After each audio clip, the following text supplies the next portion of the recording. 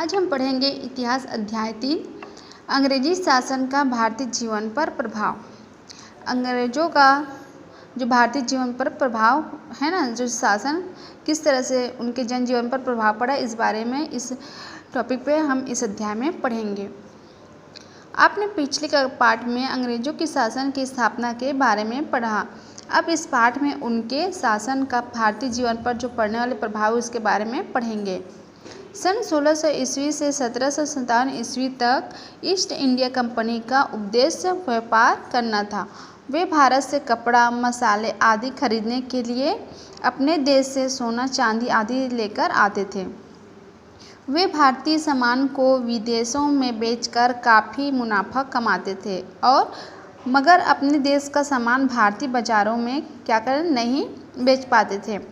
इस एक तरफा व्यापार के कारण ईस्ट इंडिया कंपनी की काफ़ी आलोचना होने लगी और कंपनी पर दबाव डाला गया कि वे व्यापार के लिए धन की व्यवस्था भारत से ही करें। बक्सर के युद्धों के बाद बंगाल पर उनका अधिकार हो गया और बंगाल, बिहार, उड़ीसा की भूमि कर वसूल कर अधिकार भी उन्हें प्राप्त हो गया। जो ज़मीन का क्या करते थे, कर वसूल करते थे। इससे उन्हें अपने व्यापार के लिए जरूरी धन भारत से ही मिलने लगे, जो कर के रूप में वो वसूलते थे। उन्हें अपने प्रशासनिक खर्चों तथा साम्राज्य विस्तार के लिए जरूरी धन की भी चिंता नहीं रही। जब उन्हें मिलने लगा पैसा तो उन्हें जरूरी धन की भी चिंता नहीं होने लगी। अंग्रेजों की कृषि नीति।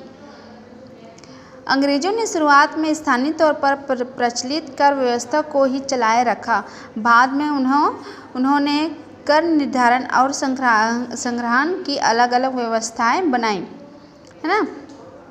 पहले दौर में अंग्रेजों द्वारा लगान वसूली के लिए ठेकेदारी करने के अधिकार को नीलाम किया जाता था। जो सबसे अधिक पैसा जमा करता था, है ना, जो करने का वादा करता था, उसे यह अधिकार दिया जाता था। क्या अधिकार? ठेकेदारी का, है ना। जो सबसे ज़्यादा पैसे देते थे उसे ठेकेदारी करने का अधिकार दिया जाता था। ठेकेदार का यह प्रयास होता था कि वह जल्दी से जल्दी किसानों से क्या करे, ज़्यादा से ज़्यादा लगान वसूल करे और ठेकेदार को केवल अपने लगान की वसूली से ही मतलब रहता था। वे किसान के हित अहित का ध्यान नहीं देते थे, है ना। किसान से ठेकेदार क्या करते थे, सिर्फ लगान वसूलते थे, है ना, कि जल्दी से जल्दी लगान वसूल हो सके। लेकिन ये नहीं सोचते थे कि जो किसान है लगान वसूल कर रहे हैं वो अच्छे हैं कि नहीं, उसकी पूर्ति हो रही है कि नहीं, है ना। इसके बाद आता है स्थायी बंदोबस्त। अंग्रेज सरकार ने सन 1789 में बंगाल प्रांत से राजस्व वसूल करने के लिए जमींदारों के साथ समझौता किया, जो क्या कहलाते हैं, स्थायी बंदोबस्त कहलाया। वनों में रहने वाले लोगों पर प्रभाव। अंग्रेजी शासन के दौरान भारत में वनोपज पर आधारित नए नए मिलों व कारखानों की स्थापना हुई। भारत के जंगलों में पाए जाने वाले मजबूत लकड़ियों का उपयोग रेलों की पटरियां बिछाए जाने के लिए किए जाने लगे, है ना। जो जंगलों में जो मजबूत लकड़ी मिलती थी उससे क्या बनाए जाते थे, रेलों की पटरियां बनाए जाने में उपयोग करने लगे। साथ ही इंग्लैंड की मिलों के लिए भी लकड़ियां भेजी जाती थी, है ना। पटरी बनाते थे और साथ ही उसे कहाँ भेजे जाते थे, इंग्लैंड। वो लकड़ी को इंग्लैंड भेजे जाते थे। इससे वनों की कटाई में तेजी आ गई, है ना। जब ये सब सामान करने के लिए लकड़ी काटते थे तो वनों में लकड़ियाँ कम होने लगी। जंगलों में रहने वाले जनजाति जो झूम खेती करते थे उन्हें पेड़ काटने आदि पर रोक लगा दी। इससे क्या हुआ, उनकी जीवन शैली प्रभावित हुई। वे अंग्रेजों के शासन के विरुद्ध उठ खड़े हुए। बिरसा मुंडा का आंदोलन। बिरसा का आंदोलन जनजाति समाज को सुधारने का आंदोलन था।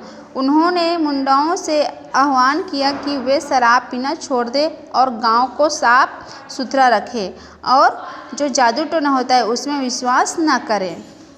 यहाँ ध्यान देने वाली बात यह थी कि बिरसा ने मिशनरियों और हिंदू जमींदारों का भी लगातार विरोध किया और उन्हें बाहर का मानते थे, जो क्या वो मुंडा जीवन शैली को नष्ट कर रहे थे। इसका देखते हैं यहाँ छत्तीसगढ़ में प्रेस का विकास, है ना। पंडित माधवराव सप्रे को छत्तीसगढ़ में पत्रकारिता का जनक कहा जाता था। इन्होंने कौन सन में किए थे? 1900 में पत्रकारिता का क्या किए थे? प्रारंभ किए थे। छत्तीसगढ़ का प्रथम समाचार पत्र छत्तीसगढ़ मित्र पेंड्रा से प्रकाशित हुआ, है ना। और यह 1879-90 ईस्वी में राजनांदगांव रियासत अपना राजकीय समाचार पत्र प्रकाशित करता था, है ना, जिसका नाम था प्रजा हितैषी, है ना। प्रजा के हित में, है ना, इसका मतलब होता है प्रजा हितैषी मतलब प्रजा के हित।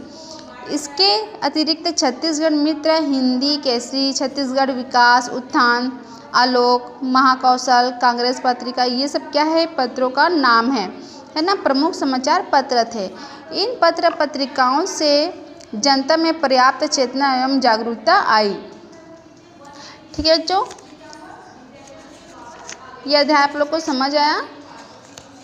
इसमें जो पिछले अध्याय का जो नोट्स बचा था उसका मैं आज आप लोग को क्वेश्चन आंसर बचा था उसका मैं नोट्स डाल दी हूँ। ठीक है, थैंक यू।